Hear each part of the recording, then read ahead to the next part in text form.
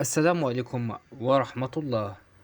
اليوم سنقدم لكم وصفات شعبية فعالة جدا لعلاج السعال. يمكن علاج السعال بنوعيه الجاف والرطب باستخدام علاجات شعبية أثبتت فعاليتها على مدى سنوات طويلة، وحصلت على موافقة الأطباء دون الحاجة لتناول الأدوية والمستحضرات الطبية.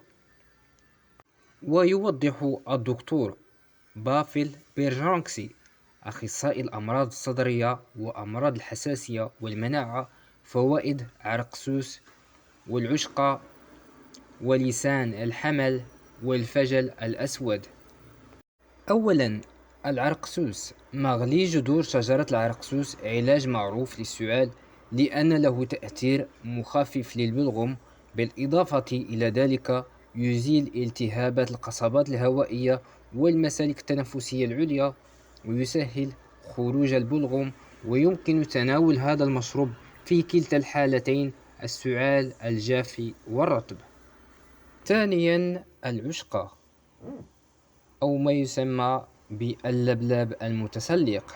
لأوراق هذا النبات تأثير جيد مضاد للالتهابات، فهو يوسع القصبات الهوائية والأوعية الدموية. عندما تتوسع القصبات الهوائية يختفي الالتهاب ويخرج البلغم بسهولة، ويمكن استخدام اللبلاب في علاج السعال الجاف. بالمناسبة يباع في الصيدليات مستحضرا جاهزا منه.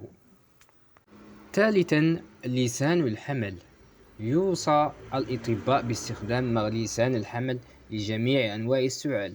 يفرز هذا النبات مواد خاصة تغلف القصبات الهوائية بشكل مثالي، فهو يخفض تكرار وشدة السعال الجاف ويزيل البلغم بسهولة في حالة السعال الرطب. ومع ذلك يجب أن نعلم أن لسان الحمل لا يصلح للأشخاص الذين يعانون من مشكلات في الجهاز الهضمي. رابعا، الفجل الأسود. يبقى الفجل الأسود علاجا شعبيا للسعال الرطب لسنوات عديدة. يجب عمل حفرة في لب الفجل الأسود لوضع العسل الطبيعي فيها وتركه إلى اليوم التالي، حيث يمكن شرب المشروب الحلو والصحي المتكون في هذه الحفرة.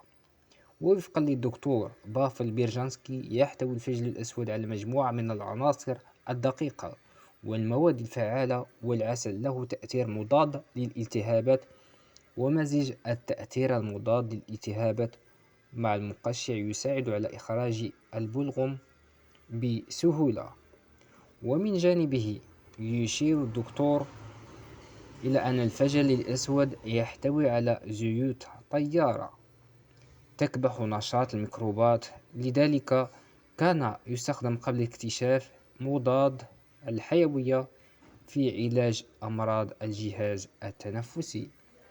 إن عجبتكم معلومات طبية لا تنسوا الاشتراك على قناتنا إمزل بيوتي ليصلكم كل ما هو جديد.